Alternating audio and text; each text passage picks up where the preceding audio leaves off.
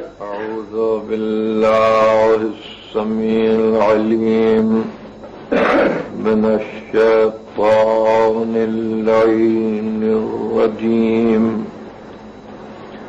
بسم الله الرحمن الرحيم.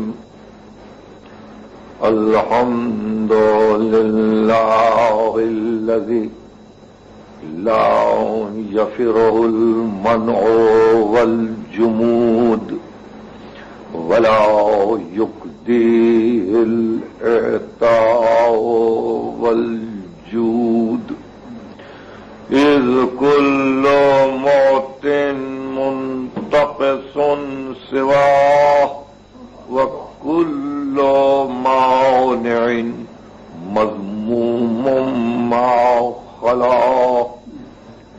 هو المنان بفوائد النعم وعوائد المزيد والقسم، ما اختلف عليه دهر فيختلف منه الحال، ولا كان في مكان فيجوز عليه الانتقال.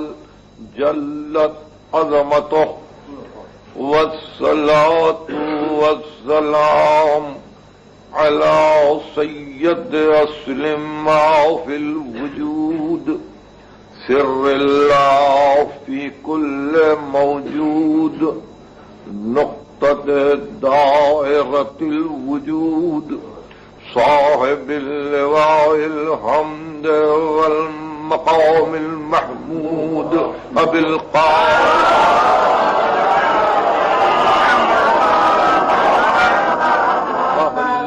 بيت الطيبين الطاهرين المعصومين المظلومين، الذين أذهب الله عنهم الرجس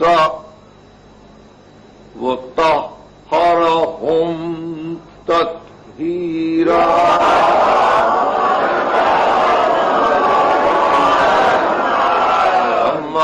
بعد فقد قال الله سبحانه وتعالى في محكم كتابه الحكيم: والذين هاجروا في سبيل الله ثم قتلوا أو ماتوا ليرزقنهم الله رزقا حسنا وإن الله لهو خير الرازقين.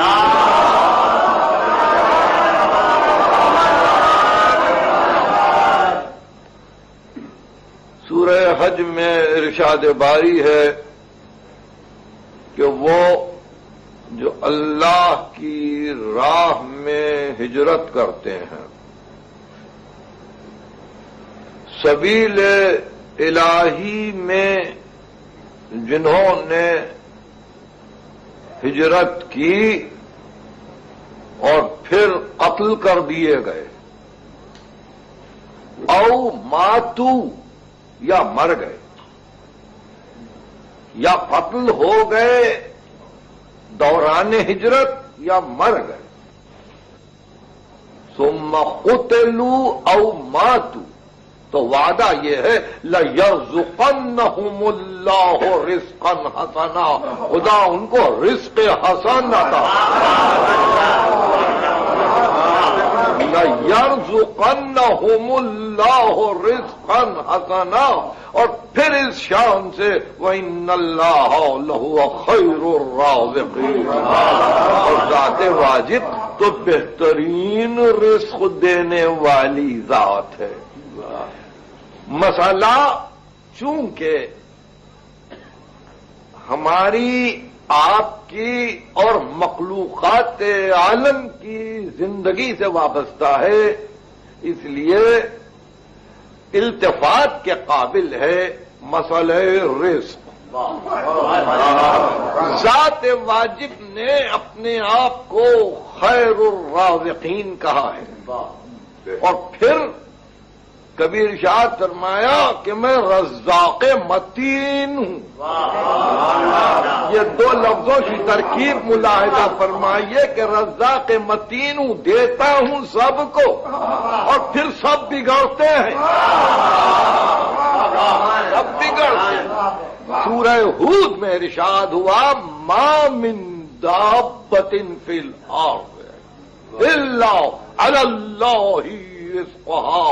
زمین پر کوئی چلنے والا ایسا نہیں ہے مگر ہی کہ اس کے رزق کی ضمانت ہم نے لی. سورہ ہود اور سورہ عنکبوت میں ارشاد ہوا کہ من دابۃ، کتنے ہیں زمین پر حرکت کرنے والے، لا تحمل رزقها، جو اپنا رزق اپنے کاندھے پر لیے ہوئے نہیں پھرتے ہیں. ہم ان کو رزق دیتے ہیں. ہم ان کو رزق عطا کرتے ہیں. وہ اپنے کاندھے پر لیے ہوئے رزق نہیں پھرتے. تو ایسی صورت میں اعطاء رزق جس کی ذمہ داری ذات واجب نے لی ہے، کبھی کبھی جب دعوت فکر دے تو آپ کو یہ غور کرنا پڑتا ہے کہ پوری نوع انسانی نفس واحد ہے. روئے زمین پر کہیں انسان رہے، وما خلقکم ولا بعثکم الا کنفس واحدہ. تمہاری خلقت اور تمہاری بعثت، تمہارا پیدا ہونا، تمہارا اٹھایا جانا نفس واحد کی طرف سے. تو جب تم کو بنایا اور زمین پر جگہ دی، قدر فیہا اقواتہا، تو ہم نے زمین میں تمہارے لیے تمہاری رزق کا انتظام کر دیا. اب ساری زمین پر جتنے بھی بندے جی رہے ہیں، جتنی بھی مخلوق پل رہی ہے، زمین میں اتنی صلاحیت ہے، اتنی استعداد ہے، اتنی قابلیت ہے کہ ان سب جینے والوں کے لیے وہ سامان رزق فراہم کرے. زمین کو اس قابل بنایا. لیکن اگر زمین پر عارضی نظم و نسق رکھنے والے اور زمین پر انسانی حکومت کے مختلف مظاہر اگر اپنے آپ کو تجارت کے انداز میں اور قیمتوں کے اترنے اور چڑھنے پر غور و فکر کرتے ہوئے کسی جگہ غلے کی فراوانی کو دیکھ کر لاکھوں ڈالر صرف اس لیے خرچ کریں کہ فاضل غلہ جلا دیا جائے یا فاضل غذا بیکار کر دی جائے، تو ایسے میں اللہ پہ تو کوئی الزام نہیں.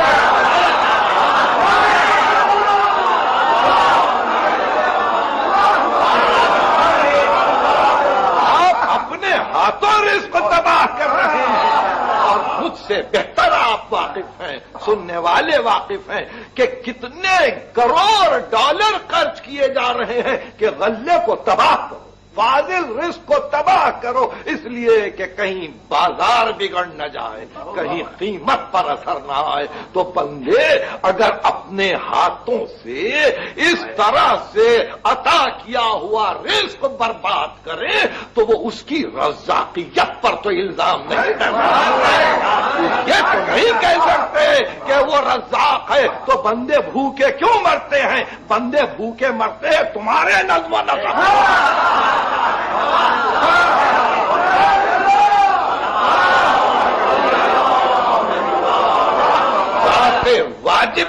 ذات واجب پر آنے واحد کے لیے شعبہ الزام نہیں آ سکتا کہ اس نے اپنے بندوں کو کہیں رزق سے محروم رکھا.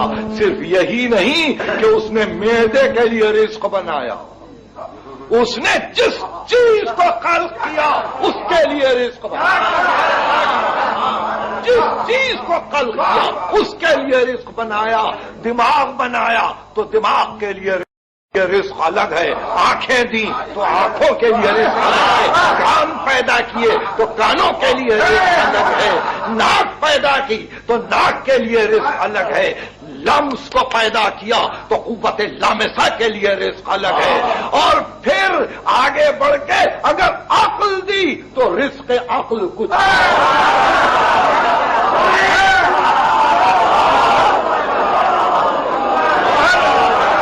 آپ نے ملاحظہ فرمایا کہ وہ رزاق متین ہے، وہ جس چیز کو قال فرماتا ہے اس کو بغیر رزق نہیں رکھتا۔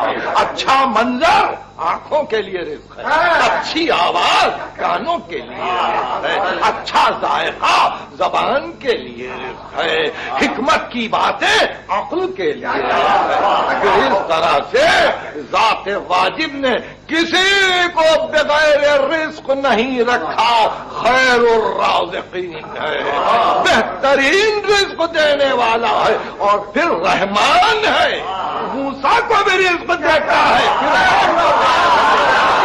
رحمان ہے، ابراہیم کو بھی رزق دیتا ہے، نمرود کو بھی رزق دیتا ہے۔ یہ نہیں کہ اپنے بندے کو رزق دے اور جو اس سے سرتابی کرے اس کا رزق بند کر دے، یہ رحمانیت کا تقاضا نہیں ہے۔ اس نے یہ طے کر لیا جب تک جیو گے رزق میں دوں گا، جب تک جیو گے رزق میں دوں گا، اس لیے رزق کی شکایت نہ کرنا، رزق کی شکایت نہ کرنا۔ سب سے بڑی انسان کی ناشکری یہ ہے کہ وہ ذات واجب پر یہ الزام لگائے کہ وہ رزاق ہوتے ہوئے اپنے بندوں کو بھوکا دیکھتا ہے۔ بندے اگر بھوکے رہتے ہیں تو وہ ہمارا اپنا بنایا ہوا نظم و نسق کا ایک راستہ ہے کہ جہاں جا کر بہت سے انسان صحیح معنی میں وہ رزق نہیں پاتے جو ان کو پہنچنا چاہیے۔ دینے والا تو سب کو دے رہا ہے۔ اسی منزل پر آگے بڑھ کر ارشاد فرمایا یہ نہ سمجھنا، یہ بھی نہ سمجھنا کہ سب کے لیے ہم نے طے کر دیا ہے کہ سب کو ایک ہی طرح سے رزق دیں گے، ایک ہی طرح سے رزق دیں گے، نہیں۔ فضلنا بعضکم علی بعض فی الرزق، ہم نے بعض کو بعض پر رزق میں فضیلت دے دی۔ دیکھیے اب اس شبہ کو بھی نکال دیجئے، وہ کسی کو زیادہ رزق دیتا ہے کسی کو کم، کیوں؟ ظرف کو دیکھتا ہے، صلاحیت کو دیکھتا ہے، استعداد کو دیکھتا ہے، قوت تحصیل کو دیکھتا ہے، استحصال کی کیفیت کو دیکھتا ہے اور رزق عطا کرتا ہے۔ ارشاد فرمایا فضل بعضکم علی بعض فی الرزق، ہم نے کسی کو زیادہ رزق دیا کسی کو کم رزق دیا، مگر حکم یہ ہے فَمَا الَّذِينَ فُضِّلُوا، مگر یہ ہے کہ جن لوگوں کو ہم نے رزق زیادہ دیا ہے بِرَادِّ رِزْقِهِمْ عَلَىٰ مَا مَلَكَتْ أَيْمَانُهُمْ، کیا بات ہے کہ جن کو ہم رزق زیادہ دیتے ہیں وہ اپنے رزق کو کیوں نہیں تقسیم کرتے ان لوگوں پر جو ان کے دست نگر ہیں۔ رزق زیادہ دیا ہے، انکار نہیں فرمایا، یہ نہیں کہا کہ ہم نے سب کو برابر دیا، نہیں، درجات ہیں، جیسے عقل کے درجات ہیں، جیسے فکر کے درجات ہیں، جیسے انسانیت کے درجات ہیں، اسی طرح عطائے رزق کے درجات ہیں۔ عطائے رزق کے درجات کی وجہ سے ذات واجب پر کوئی تہمت نہیں لگائی جا سکتی، جس کو جس قابل پاتا ہے اتنا رزق دیتا ہے، مگر ارشاد ہوتا ہے فَمَا الَّذِينَ فُضِّلُوا بِرَادِّ رِزْقِهِمْ عَلَىٰ مَا مَلَكَتْ أَيْمَانُهُمْ فَهُمْ فِيهِ سَوَاءٌ، ارے تم نے حاصل کیا رزق کو تو اس میں تو فضیلت دی، مگر رزق کے استعمال میں تو سب برابر ہیں۔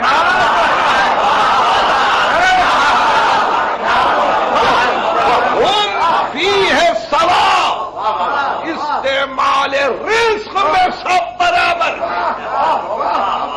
تو ایسی منزل پر ایک اور مسئلے کو قرآن نے حل کر دیا کہ ہم تو بہت سو کو رزق میں اضافہ کر دیتے ہیں، مگر یہ چاہتے ہیں کہ جب ان کے پاس اضافے سے رزق پہنچ جائے تو جو ان کے دست نگر ہو وہ ان تک تو رزق پہنچا دے، وہ ان تک تو رزق پہنچا دے، اس لیے کہ ان کو ہم نے راہ واسطہ بنایا، ان کو ہم نے ذریعہ بنایا ہے کہ ہمارے فیض کے لیے ذریعہ بن کر رہے ہیں، ہمارے کرم کے لیے ایک راستہ بن کر رہے ہیں۔ تو آپ نے دیکھا کہ یہ مدارج رزق، یہ مدارج رزق ہیں۔ اور اس کے بعد ارشاد ہوا بڑی وضاحت کے ساتھ کہ دیکھو ایک مثال ہے اور اس مثال کو نہ بھولو، ضرب اللہ عبدا مملوکا،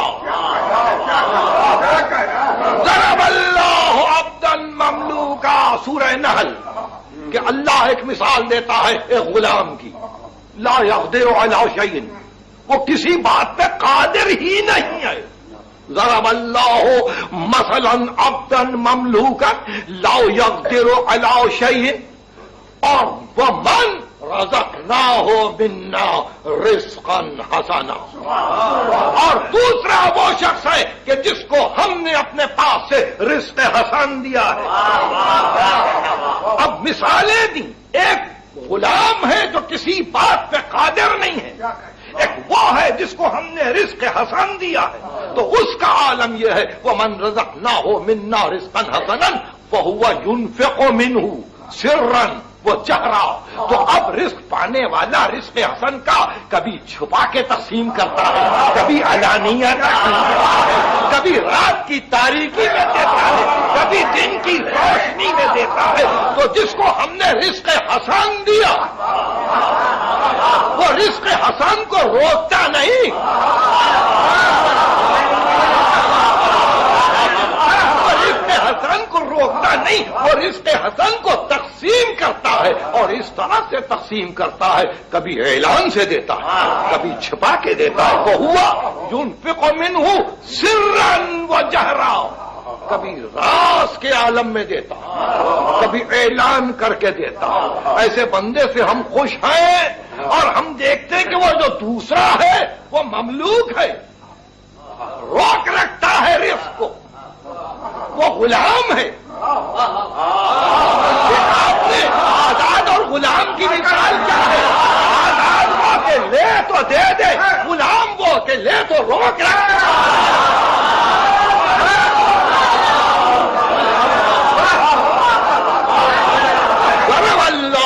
مثلا عبدا مملوکا لا يقدر على شيء ومن رزقناه منا رزقا حسنا، اور وہ بندہ بھی ہے جس کو ہم نے رزق حسن دیا، رزق حسن دیا، فهو ينفق منه سرا وجهرا، وہ کبھی رات کو دیتا ہے، کبھی علانیہ انفاق کرتا ہے، ہماری راہ میں خرچ کرتا ہے۔ وَمِمَّا رَزَقْنَاهُمْ يُنْفِقُونَ، پہلی آیت آپ کو سلسلے میں اگر یاد ہو تو آئیے پھر واپس جائیں عنوان کی آیت۔ وَالَّذِينَ، وہ لوگ جنہوں نے ہجرت کی، هاجروا فی سبیل اللہ ثم قتلوا او ماتوا، وہ قتل ہو جائیں یا مر جائیں، لَيَرْزُقَنَّهُمُ اللَّهُ رِزْقًا حَسَنًا، ان کو خدا رزق حسن دیتا ہے تو وہ غلام نہیں ہے،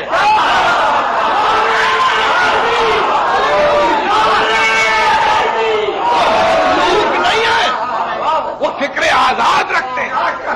ان کی موت ان کے لیے تقسیم رزق میں مانع نہیں ہے۔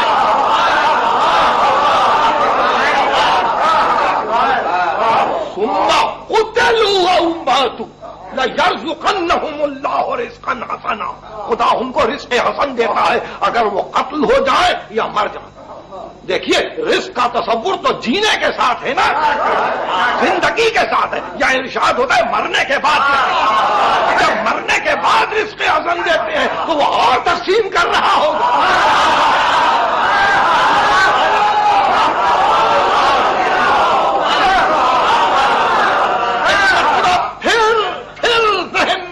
فکر رہے، بڑی فکر پیش کر رہا ہوں، جس کو ہم یہ دیکھ دیکھتے ہیں کہ راہ خدا میں ہجرت کر کے آ رہا ہے فی سبیل اللہ، مکان سے مکان کی طرف ہجرت نہیں، من بلد الی بلد ہجرت نہیں، بلکہ نہیں عادات قبیحہ کو چھوڑ کر خصائل حسنہ کی طرف آ رہا، ظلمات کو چھوڑ کر نور کی طرف آ رہا، بدی کو چھوڑ کر نیکی کی طرف آ رہا ہے۔ تو اگرچہ اپنے مقام پر بیٹھا ہی ہو مگر مہاجر ہے، مگر مہاجر ہے، اس لیے کہ حرکت مسلسل ہے، حرکت مسلسل ہے، سیر مسلسل ہے، سیر عقلانی ہے، ظلمت سے ہٹ رہا ہے نور کی طرف آ رہا ہے، باطل سے ہٹ رہا ہے حق کی طرف آ رہا ہے، غیر حق کی طرف سے ہٹ رہا ہے حق کی طرف جا رہا ہے، تو ایسے موقع پر مہاجر ہے۔ اور اگر اس عالم میں قتل ہو جائے یا مر جائے، قتل ہو جائے تو اس کے معنی یہ کہ دشمنوں نے مارا، اور اگر مر جائے تو اس کے معنی یہ کسی کی محبت میں مر گیا۔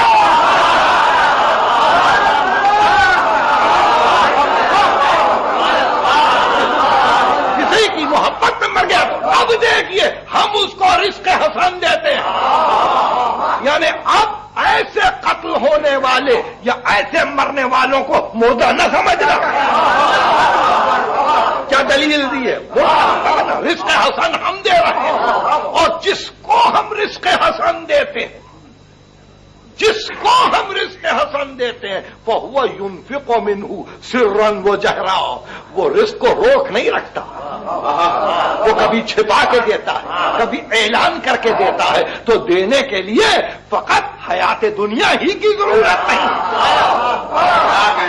اس سانس کے چلنے کی ضرورت نہیں، جسم کے متحرک ہونے کی ضرورت نہیں، قتل ہو جانے کے بعد بھی رزق بانٹ سکتا ہے، مرنے کے بعد بھی رزق بانٹ سکتا ہے۔ اب آپ نے دیکھا کہ اس منزل رزق پر پہنچ کر چند باتیں واضح ہو گئیں۔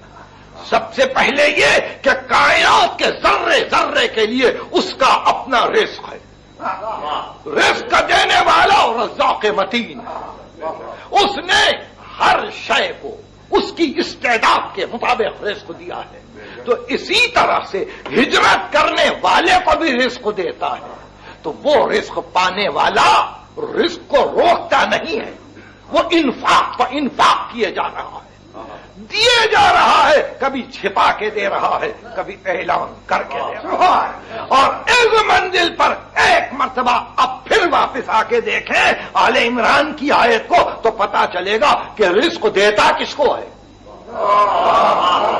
رزق دیتا کس کو ہے، تو ایسے منزل پر ارشاد ہوا کہ ہاں لو تحسبن الذین قتلوا فی سبیل اللہ امواتا بل احیاء عند ربهم یرزقون، اللہ کی راہ میں قتل ہو جانے والوں کو مردہ نہ کہنا، یہ قرآن ہے، یہ قرآن ہے۔ لا تحسبن الذین قتلوا فی سبیل اللہ امواتا، گمان بھی نہ کرنا، ترجمہ صحیح ہے، گمان بھی نہ کرنا، لا تقولوا اور منزل پر ہے، یہ لا تحسبن الذین قتلوا، گمان بھی نہ کرنا کہ ہماری راہ میں قتل ہونے والا مردہ ہے، نہیں، وہ زندہ ہے، اور زندگی کی علامت عند ربهم یرزقون،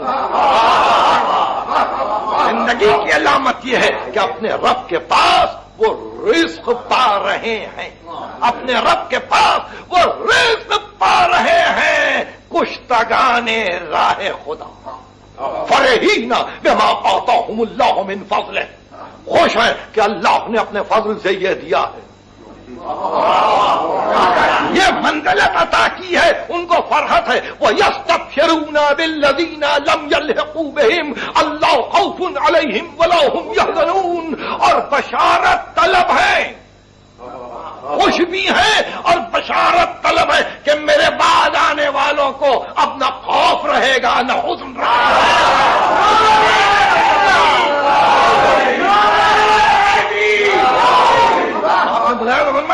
یہ یہی منزل ہے کہ راہ خدا میں قتل ہونے والا رزق پا رہا ہے. خوش اس لیے ہے کہ اللہ کا فضل یوں شامل ہے. بشارت طلب اس لیے ہے کہ اب بعد آنے والوں کو ڈر نہیں رہا. اب جس کو جہاں ضرورت پڑے نام لے لے شہید کا.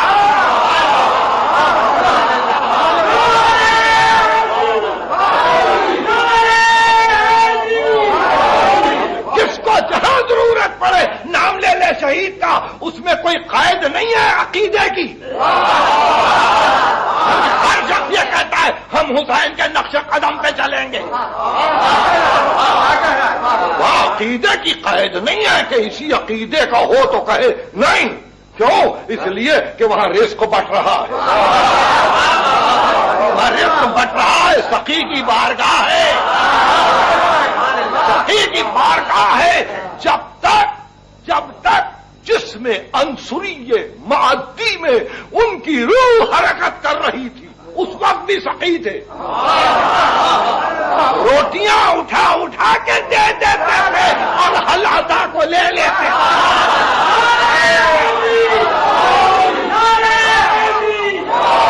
اور مرنے کے بعد تو رزق رکا نہیں. رزق رکا نہیں. شہیدوں نے رزق دیا. شعور کو رزق دیا, عقل کو رزق دیا, فکر کو رزق دیا, آگے بڑھ کے ادب کو رزق دیا, سخن کو رزق دیا, فہم انسانی کو رزق دیا, تمدن کو رزق دیا, تہذیب کو رزق دیا. یہ شہیدوں کا رزق ہے جس میں ہم جی رہے ہیں.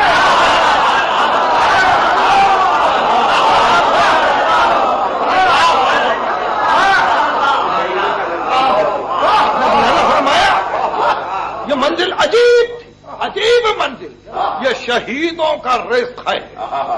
شہیدوں کی تقسیم اس طرح سے ہے رزق کہ وہ مسلسل عطا کیے جا رہے ہیں. ہر منزل, ہر اکتساب کرنے والے, ہر استعداد رکھنے والے حزب حوصلہ شہید سے رزق لیا. آل عمران کی یہ آیت اب آپ سن چکے ہیں کہ گمان بھی نہ کرنا کہ کشتگان راہ خدا مردہ ہے. نہیں, بل احیاء, وہ زندہ ہے. یعنی اللہ کی نگاہ میں زندگی اور موت کا وہ مفہوم نہیں ہے آپ کی اور ہماری نگاہ کہ سانس چلے تو زندہ ہے, ہم حرکت کریں تو زندہ ہے. نہیں, قرآن کی نگاہ میں تو حیات و موت کا تصور ہی اور ہے. سورہ جاسیہ کی آیت ہے ام حسب الذین اشتروا السیئات ان نجعلہم کالذین آمنوا وعملوا الصالحات سواء محیاہم ومماتہم ساء ما یحکمون. کیا بدکاری کرنے والے یہ سمجھتے ہیں کہ ہم ان کو ایمانداروں کی صف میں لا کر کھڑا کر دیں گے؟ نہیں, ان کی حیات و موت ہمارے نزدیک دونوں برابر ہیں. ان کی حیات و موت ہمارے نزدیک برابر ہے. تو بدکار کی زندگی قرآن کے نزدیک موت ہے. قرآن کے نزدیک موت ہے. یعنی سانس لیتی ہوئی میتیں ہیں, حرکت کرتے ہوئے جنازے ہیں. یہ حیات نہیں ہے. مگر قرآن جس کو زندگی کہتا ہے وہ زندگی وہ ہے کہ جہاں ایمان و عمل صالح کے بعد انسان عزم ہجرت کرے, عزم ہجرت کرے, ظلمت سے نور کی طرف آئے. اب قتل ہو جائے یا مر جائے ہم اس کو رزق حسن دیں گے. تو قتل ہونے والے کی شہادت لازم, شہادت کی زندگی ثابت. مگر مرنے والے کے لیے, مرنے والے کے لیے کہا اللہ و من مات علی حب مات شہیدا.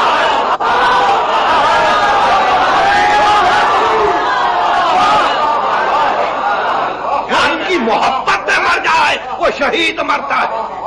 رک جائے گا, اس ہاتھ سے رزق کو چھین کر دوسرے کے ہاتھ میں دے دیں گے. فرمایا خبردار دیتے جاؤ. تو اس لیے یہ کرم ہے کہ رزق مل رہا ہے.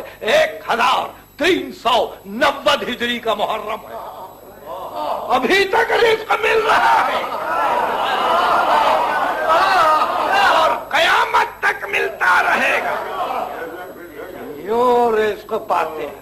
عقل کو رزق دیا, شعور کو رزق دیا اور بتلایا کہ دیکھو اگر اپنے لیے راہیں ڈھونڈ سکتے ہو تو رزق لو, رزق دینے کے لیے تیار ہیں, مگر قبل اس کے کہ یہ فکر ہو کہ ہم ان کے بتلائے ہوئے راستے پر چلیں گے یا ان کے آثار فدویت کو ڈھونڈتے ہوئے یا ان کے جذبات قربانی کو دیکھتے ہوئے ہم بھی اسی منزل پر پہنچ کر اپنے فدویت و قربانی کو پیش کریں گے. تو اس سے پہلے ایک مرتبہ یہ ضروری ہے کہ شہید کو کوئی پہچان تو لے.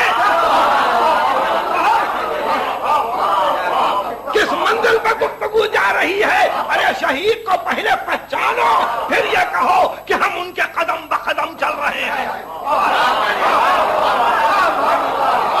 کون ہے شہید؟ کون ہے شہید؟ اسلام میں ایک ہی ذات عظمت کے قابل ہے. اسلام میں ایک ہی روح کمال ہے, ایک ہی روح ایمان ہے. اسلام مکمل ایک ہی قدسی صفات ہے اور وہ ذات گرامی ہے احمد مصطفیٰ.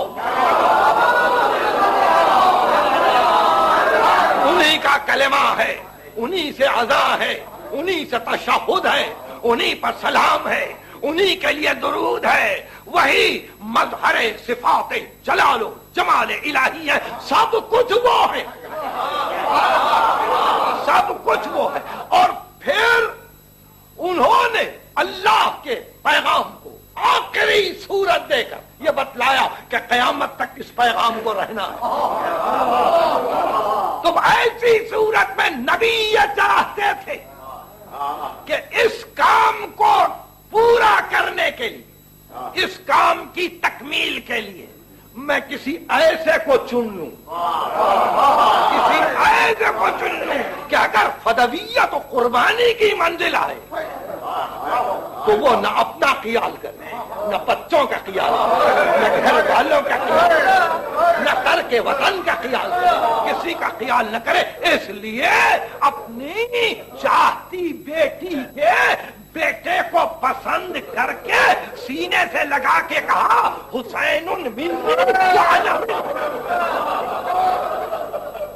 حسین مجھ سے ہے اور میں حسین سے. یہ وہ منزل تھی کہ جہاں حسین ابن علی نے بھی یہ دیکھا کہ نانا کے مقصد کی تکمیل اسی میں ہے کہ گھر چھوٹے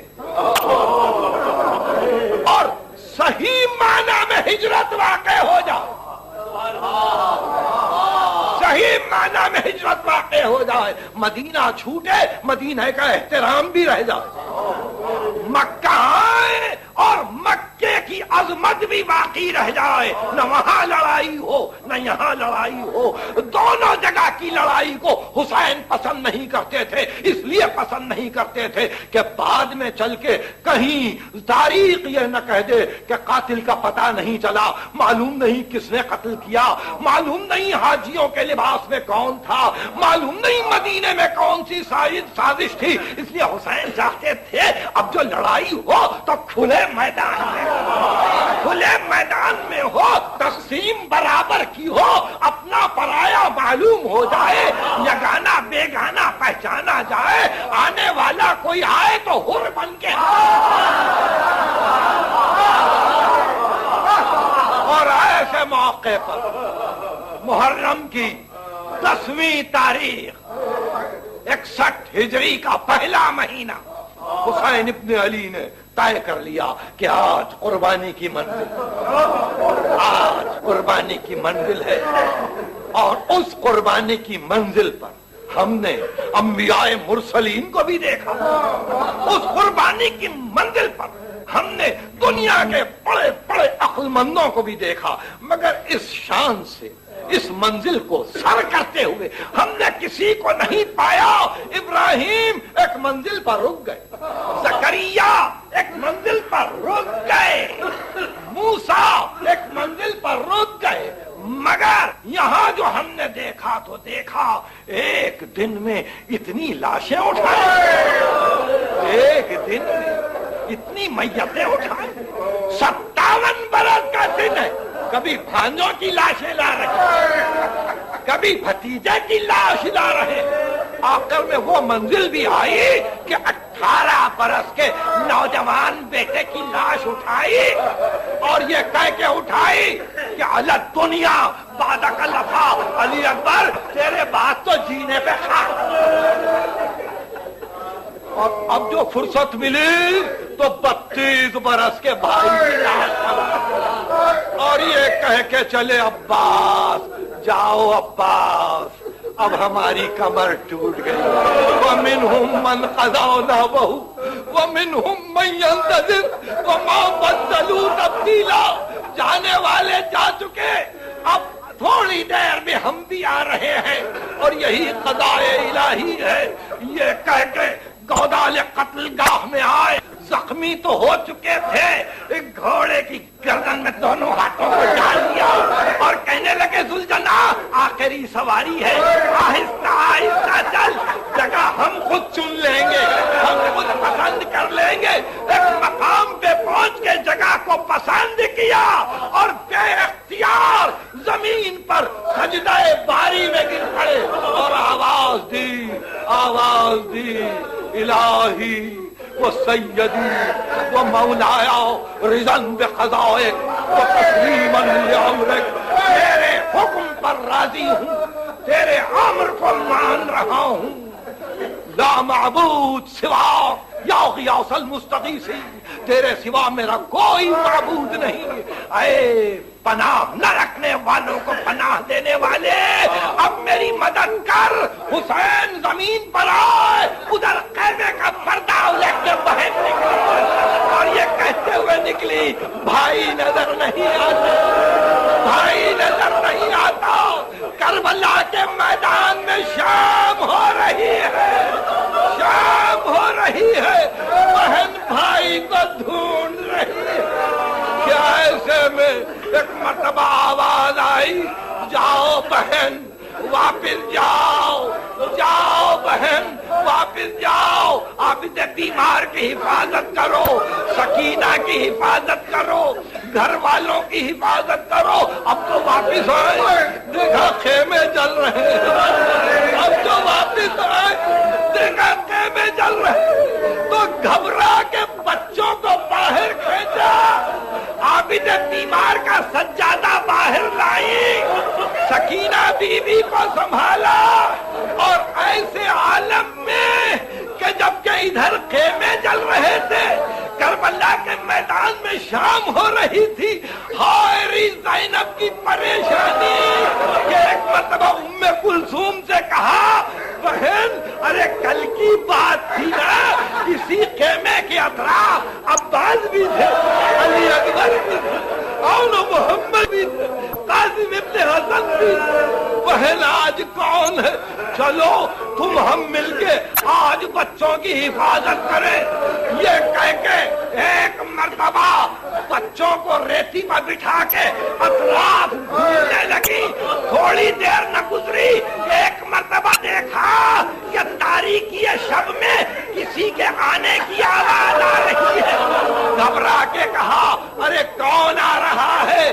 پتا چلا کہ کوئی سوار آ رہا ہے، تیزی سے آ رہا ہے، پکار کے کہا علی کی بیٹی تجھ سے کہتی ہے رک جا رک جا، میرے بچے ابھی ابھی گھبرا کے سوئے ہیں، میرے بچے ابھی روتے روتے سوئے ہیں، ادھر نہ آؤ۔ مگر وہ سوار نہ رکنا تھا، نہ رکا، علی کی بیٹی کو جلا لایا، آگے بڑھ گئی، گھوڑے کے